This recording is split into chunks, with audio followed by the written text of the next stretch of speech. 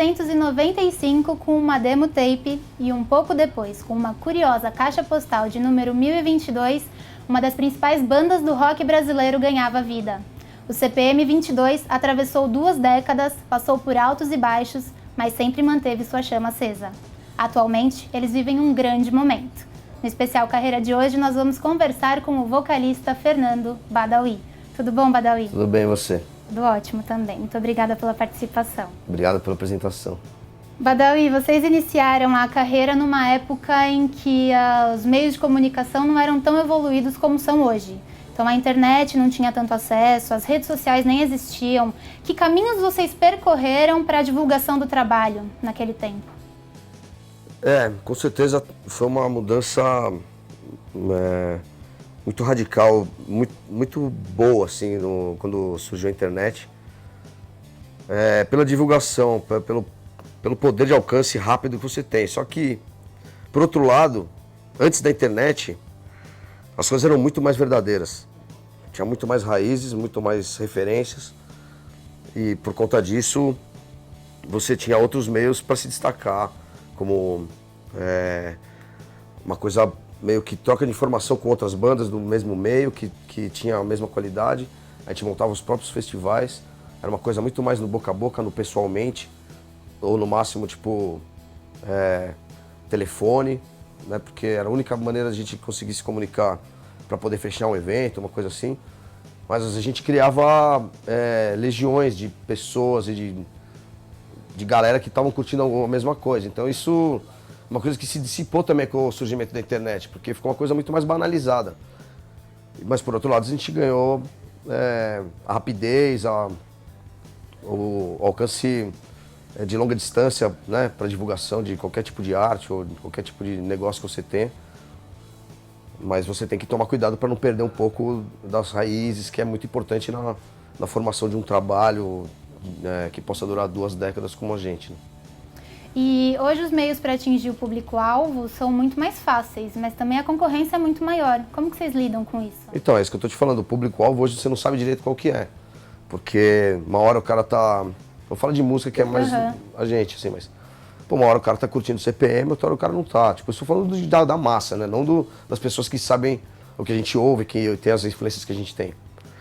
Então, isso tende a banalizar e a surgir cópias e mais cópias amadoras de todas as áreas, né? Tipo, qualquer um pode falar que é um web designer, ou qualquer um pode falar que Que é um jornalista?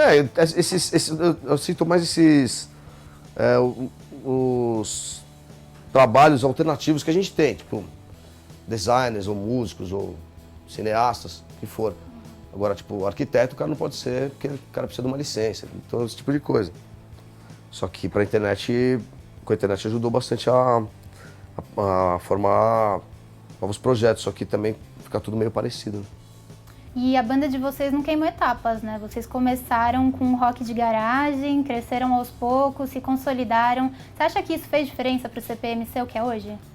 Não, com certeza, né? Uma base sólida, quando a gente mesmo que tem que fazer tudo, isso te dá uma bagagem para você... na hora que você tiver uma estrutura profissional, você pôr em prática tudo aquilo que a gente fez sozinho, só que com uma estrutura, então a tendência é que dê muito mais certo, muito mais rápido, porque a gente vai ter ferramentas para isso, né? Então eu acho que é importante você ter uma base underground no nosso caso, ou uma coisa independente que você mesmo tem que criar. E o que a gente mais vê hoje são jovens que querem alcançar o sucesso, altos cargos, salários altos, o mais rápido possível. O que você diria para esse público? Eu não sei se eu posso dizer muita coisa, mas não é o caminho que eu segui. Eu acho que você tem que merecer aquilo que você está recebendo. Uma carreira, ela não é uma coisa de 4, 5 anos, né? Assim, que tem... É uma coisa construída ao longo do tempo. É uma coisa que uma carreira, você tem que ter 10 anos de carreira, 20 anos para poder falar que é uma carreira. Senão é um projeto, um trabalho que ainda está em formação. Acho que para você falar que é carreira mesmo, tem que ter uma longevidade. Agora, a busca do milhão é constante porque Todo mundo Sei lá, a quer. nova geração é assim.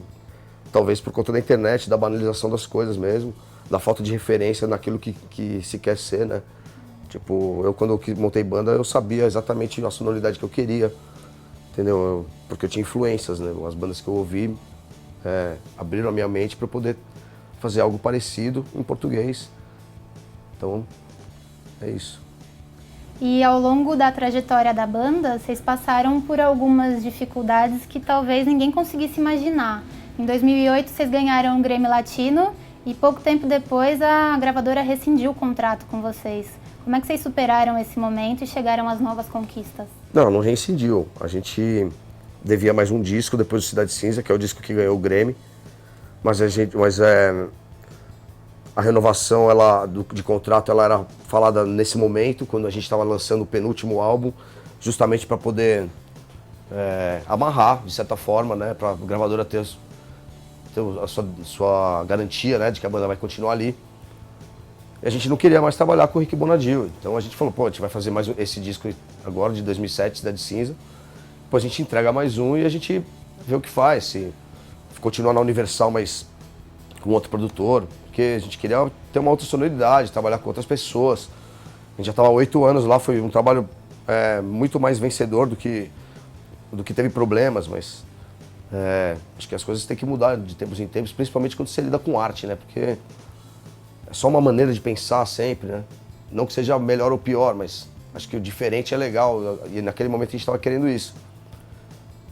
E o nosso contrato era com o Rick dentro da Arsenal Music, que era dentro da Universal, então foi uma coisa meio complicada. A gente teve que romper esse contrato mesmo. Daí acabamos lançando um disco independente em 2011 e agora voltamos para a Universal, direto para a gravadora, sem passar por nenhum subselo, né? E no ambiente corporativo, uma das situações que são muito comuns é a renovação dos integrantes da equipe. E quem fica na empresa tem que saber lidar, ter jogo de cintura para conseguir tocar o barco. E na banda de vocês isso também aconteceu, vocês tiveram algumas trocas de integrantes. Eu quero saber como é que foi essa readaptação de novas pessoas, ideias e até mesmo costumes. A escola assim, que a gente teve, né, da vida como banda,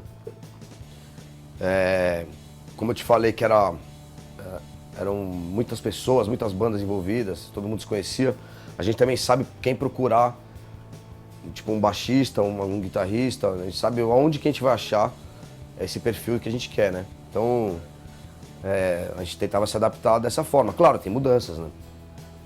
Uma outra sonoridade, uma outra pessoa, uma outra maneira de pensar, como músico também, inclusive. Uma outra formação musical, nenhum é igual ao outro. Mas, a partir do momento que você escolhe uma pessoa para substituir, que ouve a mesma coisa que a gente, né? Ouve as mesmas bandas, tem a pegada, sabe o que é o CPM 22, sabe o que a gente vive e da onde a gente veio, fica mais fácil a adaptação. E, pô, mudanças são muito bem-vindas, né? Assim, as mudanças que a gente teve agora foram muito boas pra gente. O Fernando, ex-baixista, nossa, um puta baixista. Só que a gente pegou o Heitor, que pra nossa sonoridade tá funcionando muito bem. É ótimo também. Então. E aí agora tem o Phil também, que entrou no lugar, a gente voltou a ser 2 guitarras, né, depois de muito tempo, quando o Oli saiu, que era um cara que fazia música, cantava, né, o fundador da banda junto comigo, então não era um cara fácil de se substituir. Quando o Phil saiu do Dead Fish, a gente pegou ele porque era o perfil ideal para suprir aquilo que ele fazia. Então, tem que saber se adaptar, mas escolher no lugar certo, né, para aquela pessoa que tem as características do que você necessita, senão... Se você botar o cara porque o cara é bonito ou porque o cara tem um baixo da hora, uma guitarra, não é por aí, né? É mais ideologia e sonoridade para ele suprir aquela função, né? E a trajetória de vocês mostra como é possível persistir em um sonho. Então, para a gente finalizar, para um jovem que está iniciando uma carreira e quer ser tão bem sucedido como vocês, em uma frase, o que você diria? Batalha, luta, uma frase. Tipo, o jogo nunca tá ganho, mas você pode permanecer vivo nele, né? Mais ou menos por aí, acho que a insistência, o amor pelo trabalho, a persistência, abrir a mente, você tá sempre querendo renovar e melhorar, porque a gente aprende e morre burro. A real é essa. É verdade. Badawi, muito obrigada pela sua participação. Obrigado, viu?